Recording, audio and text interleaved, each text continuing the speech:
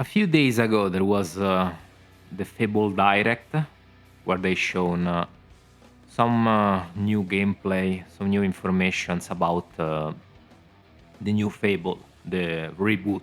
And I thought it was interesting because that just spells.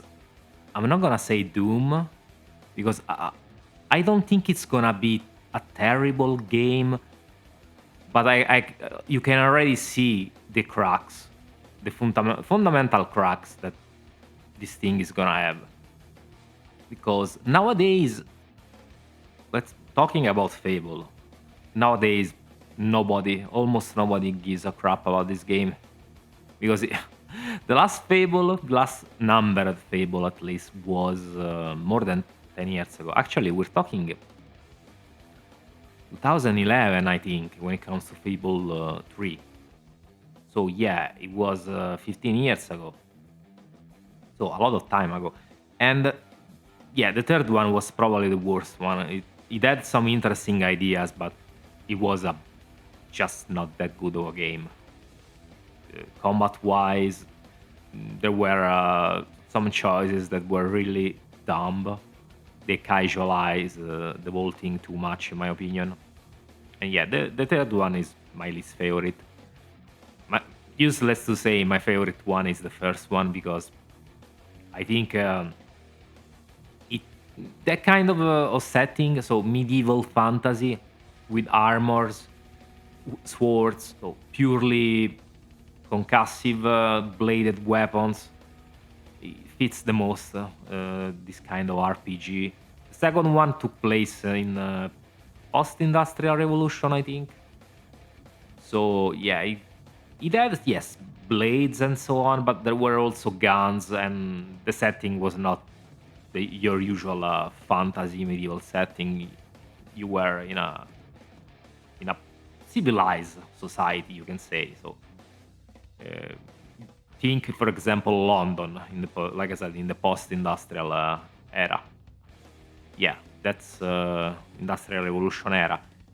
That was the setting of the second game. So it wasn't bad per se, but I think in terms of setting, the first one is unrivaled. Which is kind of similar to what happened with medieval. First one takes place in a medieval fantasy setting, and the second one in yeah, that same setting, like the Victorian, more or less era, around those times. And yeah, useless to say it loses some of its charm because when you're making this kind of game that leans heavily on magic spells, weird creatures, and its own mythology, its own lore. The medieval fantasy setting has just too much of a catch on most people compared to any other setting. I'm not saying it cannot work, but there's a reason why this kind of setting is the most liked setting when it comes to these stories. Same with the Lord of the Rings. It doesn't take place in a post-industrial era. There's a reason for that. So it's just that the appeal of this setting is unrivaled. It doesn't matter how you write it. Very few things can come close to it. And yeah, this just to recap the history of the franchise. And now they've been working on this reboot for a long time. I think at this point it's been 10 years because they said the development did start around 2016, 2017. So it's been 10 years that they've been working on this thing, which I think is kind of baffling that in 10 years they haven't been able to release it. That just tells me that they've had development problems all around, or maybe they didn't know what they wanted to do exactly with this game. Because 10 years for a run of the mill RPG like this one is definitely a lot. Plus, they hadn't really shown very much in terms of gameplay or footage. The last time they showed something, there was the very a short snippet of the combat of the enemies, and yeah, that horrible character, the protagonist, that looked like a weird mishmash of man or woman. Doesn't really know, is it a man or a woman? It's probably no, some kind of non-binary monstrosity, because the developers, if you take a look at the picture of the developers, they're all in that camp, in the inclusive DEI diversity camp. It's something that at this point has infected Microsoft to the core. There's no escaping it in that sense. And you can even tell by looking at the presentation. The, there's a few things that strike me in a negative way. The first one was the fact that, yeah, the character, the way the character moves, even if it's a male, the walking cycle looked like it was female body. Like the character had a male head, but the walking cycle looked like a female one, which is weird, honestly. Now I know the game has a character creator. For this one, they decided to go with the easiest route possible, so to casualize it quite a lot, because in the original, the appearance of your character depended mostly on your actions. Like, you couldn't directly decide what you looked like, at least to some extent. Because, for example, the scars or some special signs, like runes or maybe other tattoos, you could only get through the use of magic, for example, or during combat. So if you wanted a scar on your face, you couldn't really get it in the character creation, because there was no character creation in the original game. You could only choose whether to play as a male or a female in the original game. Everything else was decided through gameplay. But here, no, they ditched that and they're putting a character creator, which kind of makes the game lose some of its charm, in my opinion, because that rendered the game unique. But I mean, it's not the end of the world, honestly, in this sense. What they have shown, I don't think is particularly bad. The combat looks okay. I'm curious to see what they do with the combat. But yeah, the other thing that struck me the most is the diversity in this thing. Like, there's a lot of brown people, for like Chinese, browns. Like, this game takes place clearly in a medieval-inspired European setting. So why the fuck are they putting all this diversity in it? Because it's Microsoft, and yeah, they've drank the Kool-Aid to the end. So they've overdosed on it. So all their games have this kind of shit at this point.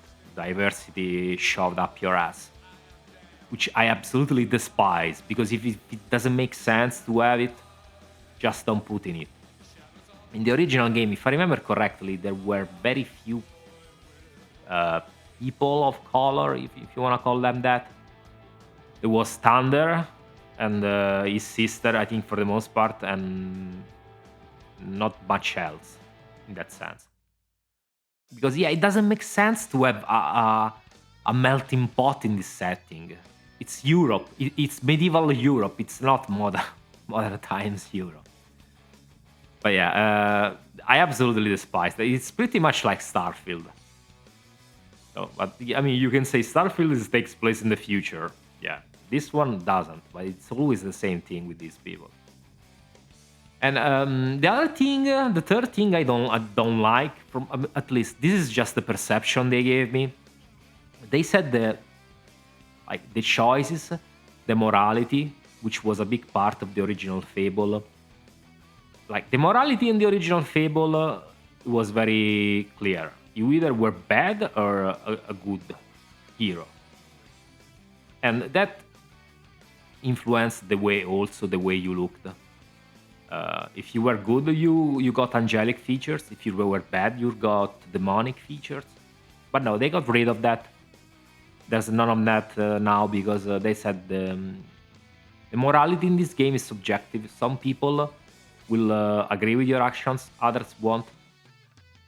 So they are trying to push this narrative that morality is subjective, which I don't agree honestly. I mean, and if you think about it, morality is not really subjective, at least in the broader terms. Because if you're talking about going around killing people indiscriminately, that's how can you deny that's something evil?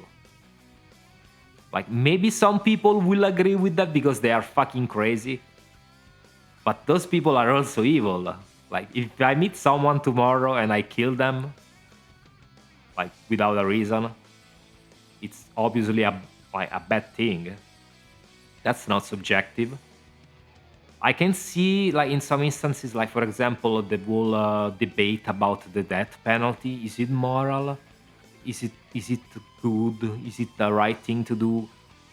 I can see in a case like that, but honestly, like if we go around killing people at random, that's pretty an evil thing to do. So it depends how they like portray this thing in the game, because the way they've described it, like the morality is subjective. It's not really not subjective. This whole Redditor take that morality doesn't exist. It's what you make it to be. No, not really. Like I said, unless we're talking about specific cases, morality is pretty well defined, in my opinion, in most cases. So they, I don't know. I have to see how they implement this thing in the game, but I didn't like the way they described it. So to conclude, do I think this game is gonna be a clusterfuck? No, I don't think it's gonna be a clusterfuck, but it's gonna be just another game. Like they another RPG. Like they have the release Avowed. There was another AAA Game Pass diversity field slop, or the Outer Worlds, Starfield. It's not gonna be another slop.